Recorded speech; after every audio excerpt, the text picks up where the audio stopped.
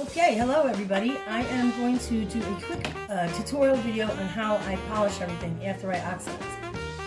Because it also, not only does it look wonderful, but it also keeps anything that's copper from turning your fingers green, like so. Here. So as you can see, because I've oxidized this and polished it, no green finger, right? Okay, beautiful. Alright, so what we have here is we have a compound. This is a rubbing compound, or a polishing compound actually. And I have a million of these, but I just brought the necessary tools that we're going to use. These right here are the items that I just oxidized. So as you can see, they're very dark. And, so we're going to get them nice and shiny. And we've got some beautiful rings with some Swarovski crystals. I've got a beautiful cat's eye pendant. So, take a look at them this way here. And then I usually use my Dremel, but I got this cordless one and I'm very excited about it, so I'm going to use it. So shut up. Anyway, alright, so I like to use this is like a buffer. Well, it's not a buffer, it's like almost like a sandpaper. And I use a very small, ultra soft sandpaper. Okay, so just a little piece like this. And also you can use Brillo pad, a very soft one, to buff it out as well, but I prefer to use these techniques. Okay, so then we've got a buffer which I'm going to apply the compound with, and there's other items that we use, but today we are just going to work on using these that I have labeled below here, and this is also what I'm going to clean it with after I apply the compound. Alright, so we've got our pieces porous here. What I'm going to do is I'm going to put on my polishing glove. Not only does it keep your hands from getting all this black stuff all over it, but it also shines the piece that you're holding. So, right here we've actually got a buffing piece on there, so what I'm going to do is I'm going to remove this piece just by loosening the chuck here. Okay, we'll remove that. And we are going to start with this sandpaper. That's not the technical term, but that's what we use today. Okay? Alright, so what I want to do is I want to get initially some of this black stuff in. Okay, it seems like, yes, you put the black stuff on and oxidize it, but as you'll see after we polish it, how much better it looks. Okay, so we're going to turn that down a little bit. Alright, so what we're going to do is we want to go ahead and just get the initial layer of that off. A little bit of shine is going to come through. I've got an opal in the middle of this lotus ring. I just started making these, so they're not perfected, but all the same, I like to model them so that it's a new design. Okay, so we're going to go ahead and do that with all these here, and you can see this one these are all copper. So you can also oxidize silver, okay, and that's just going to, a lot of times, like, if there was detailing like this, what it would do is it would, between the cracks and any place where there's like a divot, it's going to darken that area, so it's going to make everything else pop. Any detail that you have, it's going to make that pop. So, we're going to go ahead and do it like this. What I'm going to do is just a few pieces, so I'm not being repetitious here. This is, like I said, going to be a short tutorial. Nothing major. I love these bracelets. Do check these out on my website, www.incantationsbykaren.com.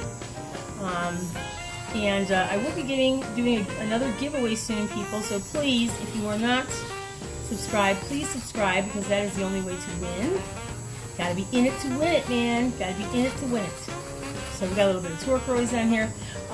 Most stones can be oxidized.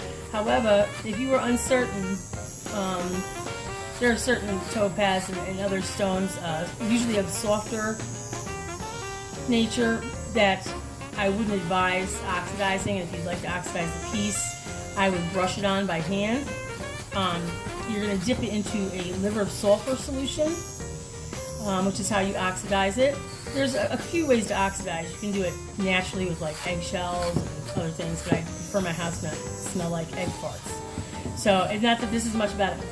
But anyway, so you're gonna soak it in there, and it literally takes just seconds for it to turn into this dark color. Okay, so you want to keep an eye on it because you don't want to make it too dark. So that kind of makes your job a little bit harder.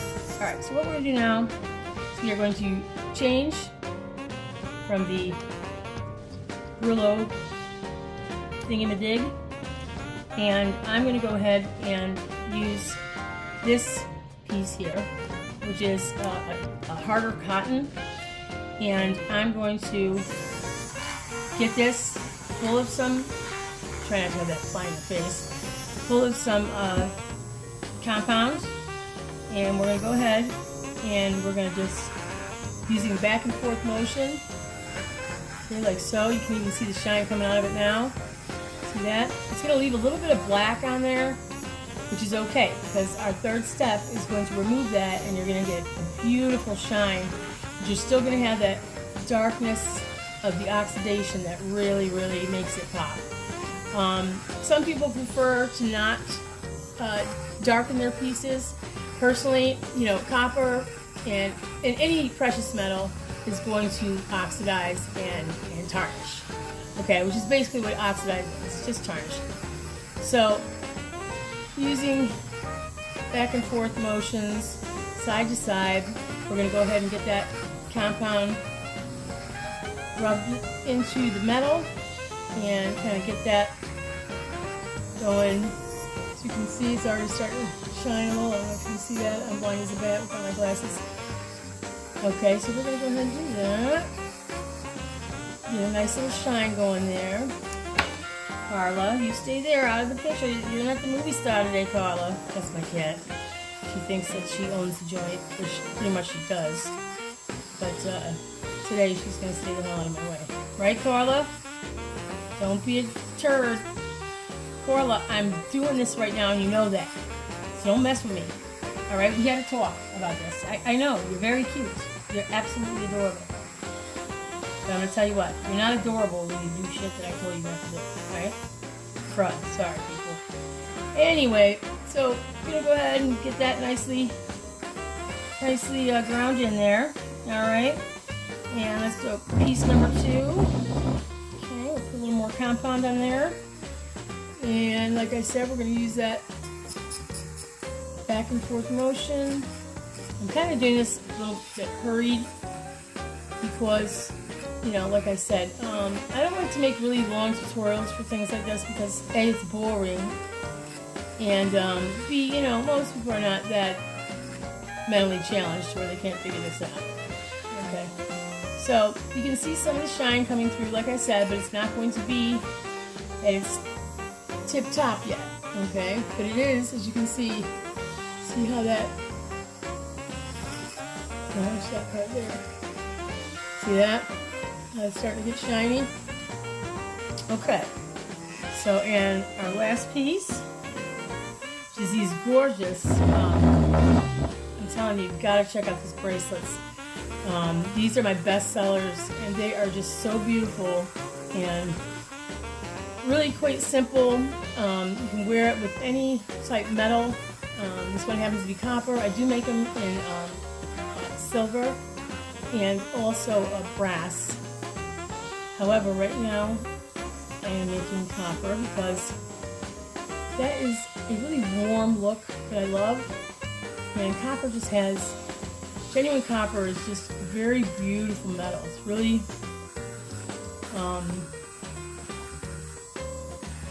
not a metal you will see a lot of people wearing with jewelry unless it's like homemade jewelry, because most people don't think to ask for it.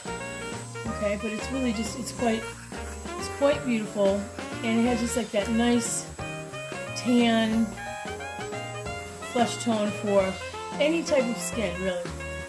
Any color skin, which is nice. It's very versatile. Okay, so now we're going to want to get the inside cheek, because the inside is what? Where the green, you know what I mean, if you're wearing copper, is going to show. And a lot of people don't know that also sterling silver does leave marks on your skin as well if it is way too oxidized or too tarnished. So you want to be careful for that. Now, we're going to go ahead and switch to our last piece, the buffing piece, okay, which you want to use a nice, soft, Dremel has a really nice, this one's all gunked up. Dremel has a really nice, they come flat, but there are multiple layers with the like the cotton that they use. So what we're going to do is we are going to go ahead and I'm going to turn this on a higher speed. Okay, and if you can see here, you can see here, we're really going to get this, that polish, that compound polish is going to come off. Okay, and what it's going to leave behind is going to be a beautiful, beautiful shine. So you want to go ahead and get over that here, and as you can see, you're really starting to get that nice shine. You see how that brings that out there? Okay, perfect, perfect. Okay, so that's what we're doing here. And like I said, I'm going to kind of rush through this just a little bit, but it's going to give you the right idea. So what I'm going to do is just focus on this one so you can see the difference. Okay, so go ahead and get complete removing this.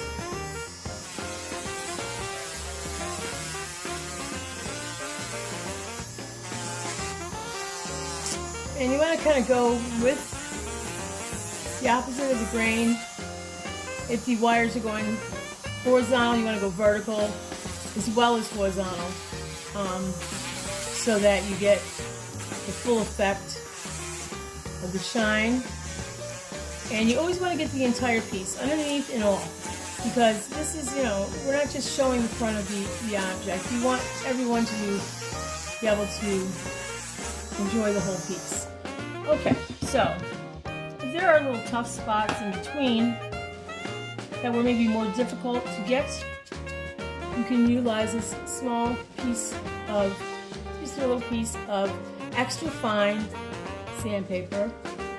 I like to just go over a little bit and make sure every spot is done with a little bit of TLC, tender loving care, which is what I put into all my pieces, tender loving care, absolutely.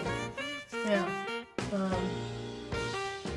let's move my little clean cloth. Now, I kind of like to go many different steps because, again, I do take pride in my pieces, and I love to have a nice even shine that now that's without the final polish.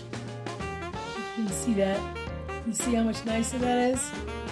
Now it's still got that darkness. Okay, so I'd say last but not least, I usually have a cleaning cloth, which naturally I cannot find at this moment, but you know, any of your run-of-the-mill cleaning cloth, let's see if I can find one. Nope, don't have one there. To do the final touches. But as you can see, this piece now,